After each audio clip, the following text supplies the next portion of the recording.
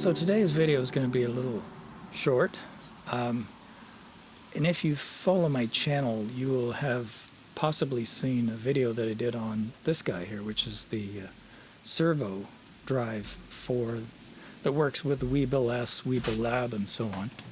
And you remember, if you did see it, one of my bitches is how Zhiyun supplied this tiny, short little USB-C to USB cable, which is barely long enough to fit because they actually moved the connector for this end from here up to here. So I'm not going to continue on that theme today.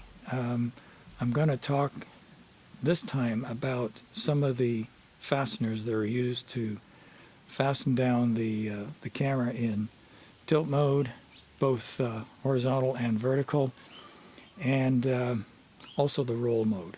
So let's get into that. So the first one I had trouble with was this one, which you use to adjust the tilt in this direction. And I found several times that if I really didn't reef really hard on this thing, that I'd get out in the field and it would start sliding. You could hear that noise, which is very telltale that something's gone wrong.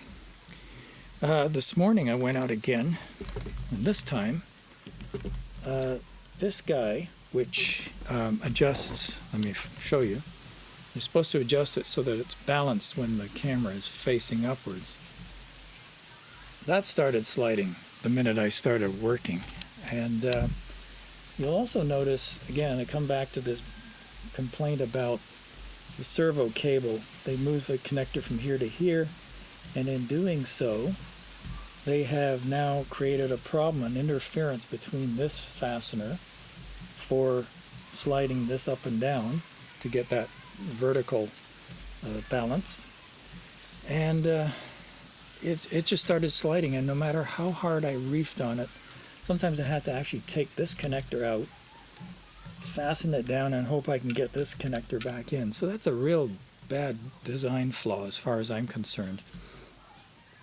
And of course, the other concern I have is that this type of bat handle, I guess you could call it, which is the same as the one that's used for the roll over this side, I'm afraid that if I really reef down on this, which you have to make sure it doesn't slide, someday that's going to break. It's probably like a white metal or something like that.